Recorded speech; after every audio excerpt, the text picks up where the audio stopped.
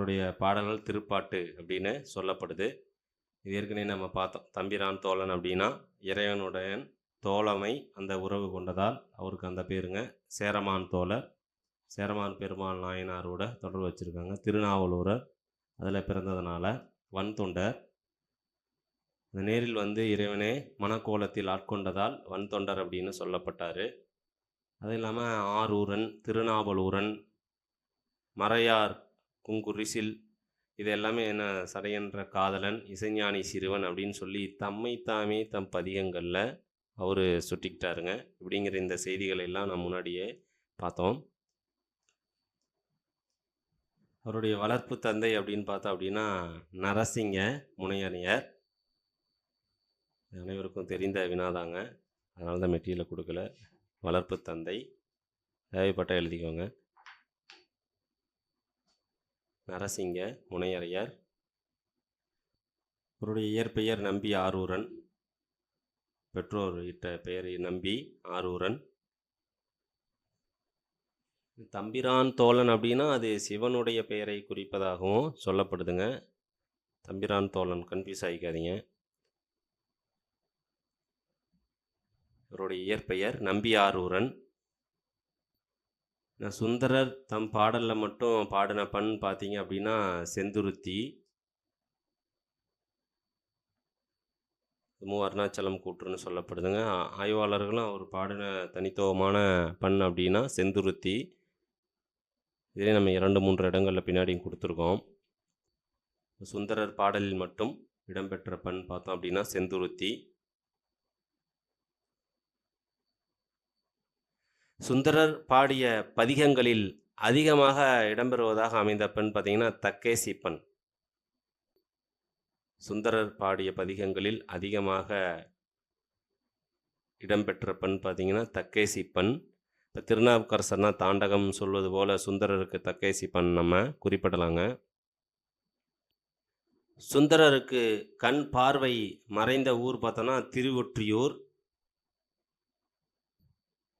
சுந்தரர் இடக்கண் பெற்ற தலம் காஞ்சிபுரம்.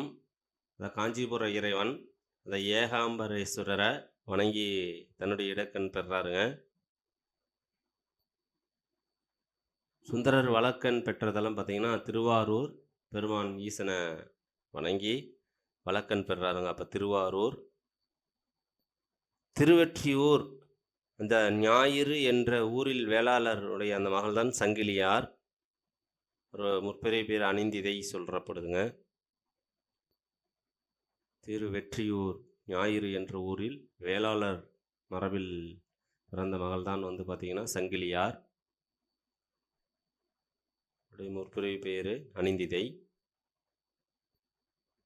திருவாரூர் பதியிலார் குலத்தினை சேர்ந்தவர் தான் பறவையார். கமலினி அப்படிங்கிறது அவருடைய முற்பெரிய பேருங்க. பாறை வேண்டி பாடிய இறைவன் பார்த்தீங்கன்னா ஆரூர் இறைவன்.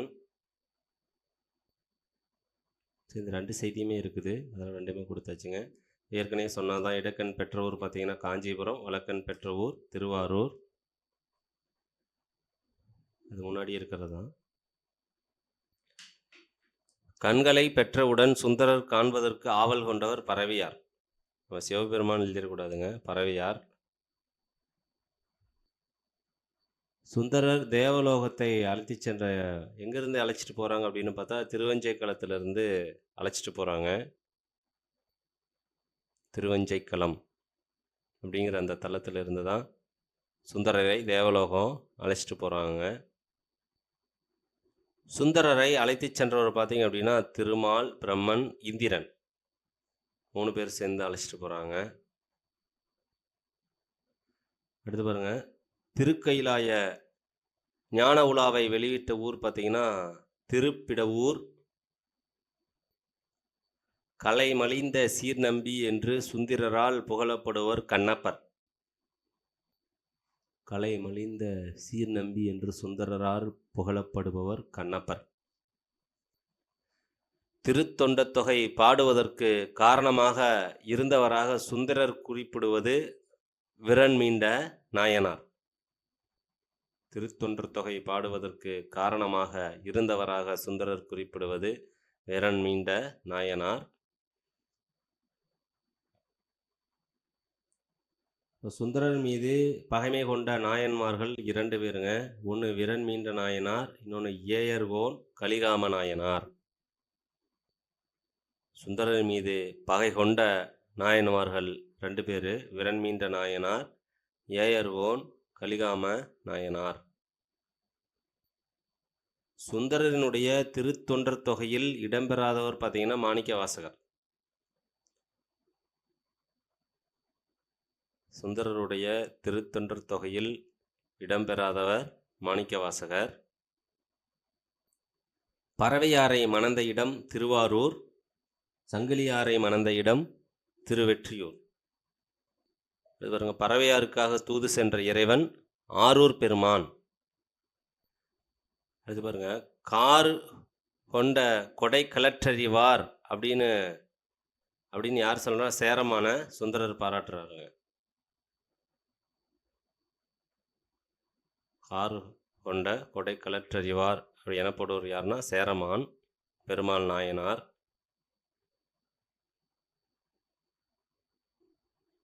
ஒரு சுந்தரர் பாராட்டுறாருங்க. உடைய பண்கள்ங்க, தக்கேசி 17 பதிகம் பாடியிருக்காருங்க. ஏன்னா நம்ம அதிக பதிகங்கள் பாடிது தக்கேசின்னு பார்த்தோம். அது 17 பதிகங்கள் பாடப்பட்டிருக்குது. அடுத்து நட்டராகம் 14.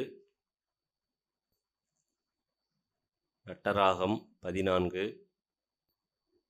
கொல்லிக்கவ்வானம் 9. அடுத்து கொல்லி 7. அடுத்து பழம்பஞ்சுரம் 7. காந்தாரம் 5. நட்டப்பாடை 5. பஞ்சமம் 5.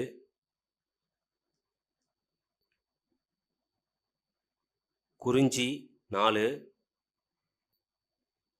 சீகாமரம் 4. தக்கராகம் 4. புறநீர்மை 3. காந்தார பஞ்சமம் 1. கௌசிகம் 1.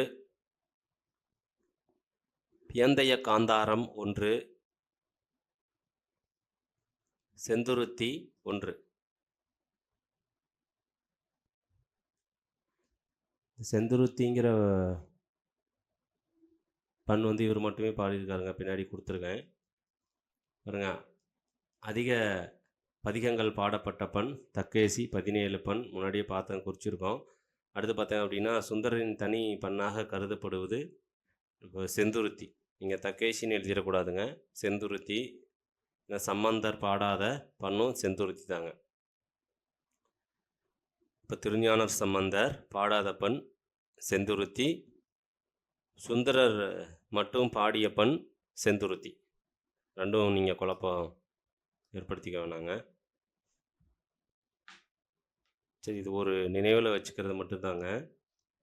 திருத்தொண்டர் தொகையில் இடம்பெற்றுள்ள தனி அடியார்கள், அதாவது நாயன்மார்கள் எத்தனை பேர்னா 60 பேருங்க.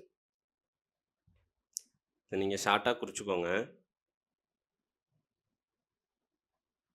ஏன்னா இந்த நான் 63 நாயன்மார்களுடைய பெயர்களும் நான் தனியாக அடுத்த மெட்டீரியலே கொடுத்துட்றேங்க. நிறைய எழுதுகிற மாதிரி தோணும் உங்களுக்கு. அடுத்த டைம் கட்டாயமாக ஒரு பிடிஎஃபாகவே பிரிண்ட் பண்ணி அனுப்பிச்சிட்றேன் நான் உங்களுக்கு. இப்போ பார்த்தீங்கன்னா, இப்போ திருத்தொண்டர் தொகையில் இடம்பெற்றுள்ள தனி அடியார்கள், அதாவது நாயன்மார்கள் எத்தனை பேர் அப்படின்னு பார்த்தோன்னா மொத்தம் 60 பேருங்க. இவர் சுந்தரர் யாரை சொல்லலைங்க? மாணிக்க வாசகரை சொல்லலைங்க. மாணிக்க வாசகர். அடுத்து பார்த்தோன்னா அவங்களுடைய அம்மா இசைஞானியர், சரியாக சொல்கிறாங்களா? இசைஞானியர். அடுத்து பார்த்தா அவரையும் சேர்த்து சொல்லிக்கலைங்க. சுந்தர் அவரையும் நாயன்மாராக ஒரு சொல்லலை. இந்த 60ஓடு சேர்த்து தான் இவங்க 63ன்னு சொல்லப்படுதுங்க. அப்போது திருத்தொண்டர் தொகையில் இடம்பெற்றுள்ள நாயன்மார்களுடைய எண்ணிக்கை பார்த்தோம் அப்படின்னா 60.